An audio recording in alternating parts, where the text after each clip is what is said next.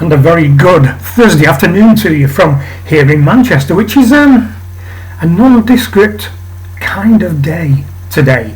It isn't nice, it isn't bad, it's not raining, it's dry, there's no blue sky, it's just a sea of grey. Absolutely awful, nondescript, boring. What I want to talk to you about today, you've read the title, it's about my friends down at Motability Operations. Now, for those of you who don't know, Motability are a charitable registered company here in the UK who offer a car leasing service, vehicle leasing service. I say vehicle because it's not just cars, it's motorized scooters kind of thing, plus kind of van conversion things. If you can't drive and you have a wheelchair that can go up ramps in the back and be locked into place, etc. Excuse me. And they obviously do cars as well. Now, I have a Motability vehicle. If you look back in my library, you'll see videos in there talking about how the Motability scheme works, what you need to be, and how you need to qualify for a Motability vehicle. And just to basically touch on it, no, they're not free. They are paid for by part of the benefits we get, which and that money we never see as disabled people. That goes direct to Motability as an organisation, direct from the Department for Work and Pensions, who are the people who deal with benefits in this country. Now the problem that I'm having with them at the moment, let me give you a little bit of background. Motability are been drinking the Kool-Aid where the electric vehicles are concerned. They have taken on board all the belief systems and the propaganda put out there by governments here in Britain and of course anywhere else in the Anglosphere, that EVs, battery electric vehicles, are the solution to all the problems. Now the issue is that quite a large percentage, a growing percentage of the vehicles that are available online, excuse me, I've got an awful raspy voice today, a growing percentage are now electric vehicles. Now you'll know from my previous vehicles, I live in a flat. I don't need a big property. It's handy for me just because I'm restricted in what I'm able to do now. I'm able to keep a relatively small flat under control, clean, and all that kind of thing. Now, but I'm on the first floor, which means, of course, I can't charge a vehicle. Now, we do have parking outside, but it's general parking for anyone who lives in the blocks where I live. So even if I was to have an EV and have a charger installed, it would mean that in effect I'm saying this charger's mine for my vehicle alone, so leave it alone. And that's just not going to happen. It's neither fair nor right nor workable in any way, shape or form. Now, my vehicle, I extended the lease because it is a lease. It's a lease vehicle, just like any corporate lease. I have a lease vehicle because I do so little mileage that at the end of my 3 years, I said to them, look, I've not done a lot of mileage on this vehicle. I like this vehicle. Is there any chance of keeping it? And they said, yep, not a problem at all. Is there any other issues whilst we're talking to you that you want to bring up? And I said, yep. I'm seeing this trend to go towards electrification. I gave them what I've just said to you, why I'm resistant to it, and they said, well, this is the route we're taking. But for now, we can basically enhance or lengthen your lease for another 2 years to take it from 3 years to 5 years, so that you won't have any further worries for a further couple of years. Now, my lease comes up for renewal next July 2025. Yesterday, I had an email. I'm going to read it to you. Headed up, why you should keep looking for your new car. Now, it has my reference number, which basically is the number that they give me as a disabled person, which matches up to all my records with the DWP. Hello, Stuart. We've noticed you've not ordered your next Motability scheme car. Naughty, naughty. Although your lease ends on the 22nd of June 2025, sorry, June, not July, you can order in any time in your current extension. We strongly encourage you to keep looking for something new and order as soon as you can. Why order now? We've currently got more than 875 cars available, including more than 115 with no advance payment. So basically, as with any commercial lease, you pay X amount at the bottom, and then every month the benefit that I referred to goes directly to them.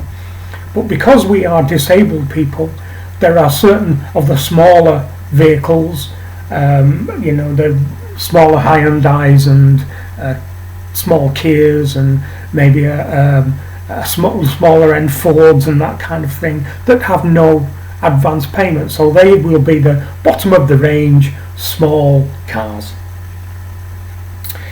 But we're starting to see manufacturers reduce the number of petrol and diesel models they offer, with prices starting to increase for those that are still available. So basically, translating, they're seeing, or telling me that they're seeing, manufacturers reducing the numbers of petrol and diesel cars that they produce. I have to say, it's not what I'm seeing on the net at the moment. I'm seeing reversal in that trend, is that companies, manufacturers are reducing the number of EVs that they're making and putting money back into producing petrol and diesel cars.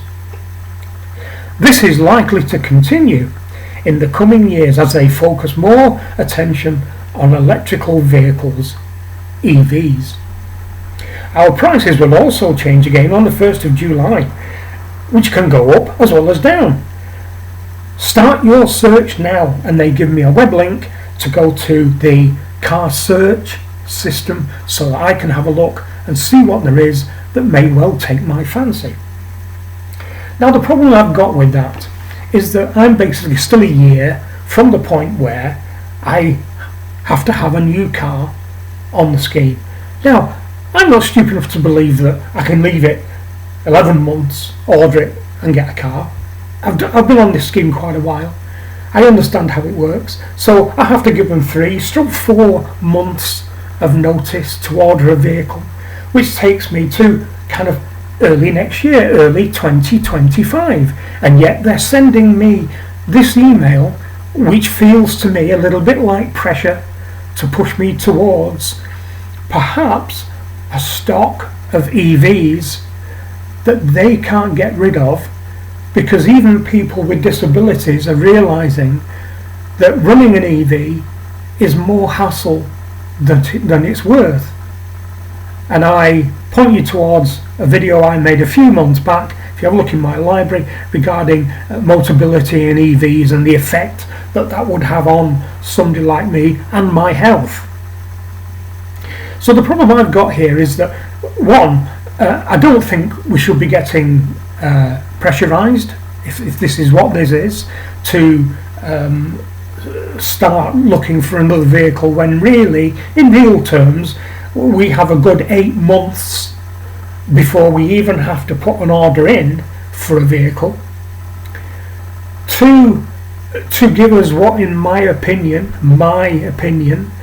that manufacturers are pushing towards a 100% electrical future, I don't see that. I try and keep abreast of where the EV market is going, and from what I see, it's going in the opposite direction. Even Tesla are laying people off and making huge, great reductions in the costs of their vehicles to try to push further sales. We can see major brands like Mercedes are actually putting their electric vehicles on the back burner. People like Porsche are actually making hybrid, kind of hybrid vehicles, but also very high-tech engines, zero emission or very low emission engines now, because they cannot see a future with EVs in the real world. So I'm in a situation now where, and I may have said this before, and if I have, I do apologise.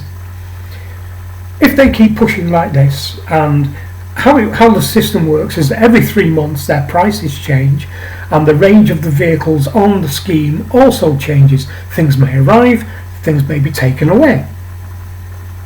So in kind of, let's say 8 months, let's say in December, I'm saying right to myself, okay Stuart, now's a reasonable time for me to start looking, so that potentially in the new year I can place an order with Motability for my new vehicle.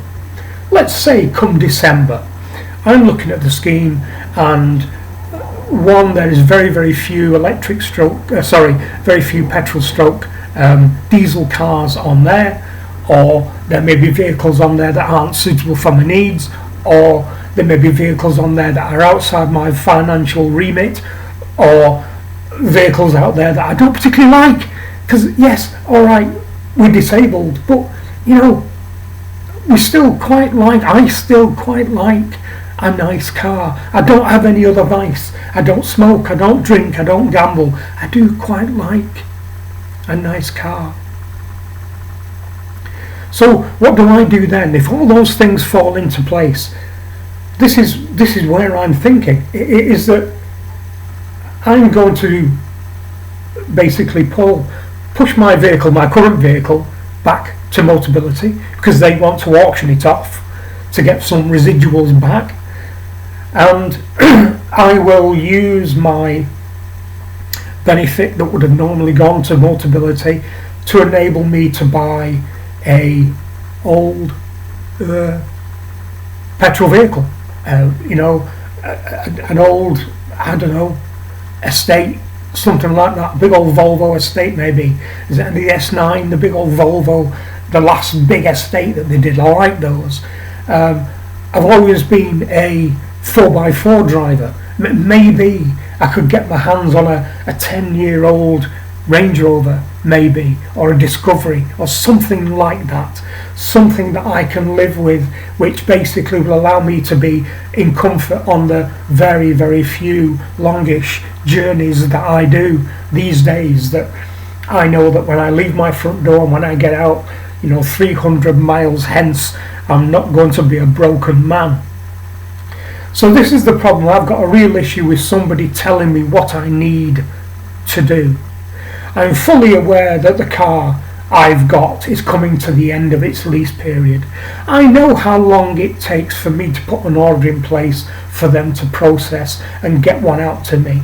And I also know that we also have to have an X amount of money available to us at the beginning, which we put into the beginning of the lease, as any commercial lease is, and then everything else is just swapped over. Any benefit that goes on this car will go on to my next car. So I've got a little bit of a problem with how Motability are dealing with me at the moment, and I'm sure I won't be the only one. And I don't like the pressure of, oh, you need to be considering a new EV because they're the brightest and bestest things, when everything I see online and in the news and in the business features that I watch and read seems to be suggesting the opposite. So that's it for this one. Motability bringing pressure on people like me, on people who are iller than me, maybe less able than me, and who may suffer from more stress than I do. by saying you need to hurry up and get your car ordered. Let me know what you think about this one. If you want to know more information about Motability and how that fits into being a disabled person, or how it fits in with benefits, if you want to have a look back at my videos, there's a good video there explaining it all. But any questions, queries, information you want, anything you want me to cover regarding this subject, put it down below in the questions, and I'll read it and I'll get back to you as soon as I possibly can. Anyway, that's it for this one. Sorry about being a bit croaky. Don't really know what's going on there. Don't particularly feel unwell. I hope this is not a sign of being unwell. I'm all unwell enough. Thank you very much. So for now, thank you very much for watching, and I'll catch you again very soon with something else.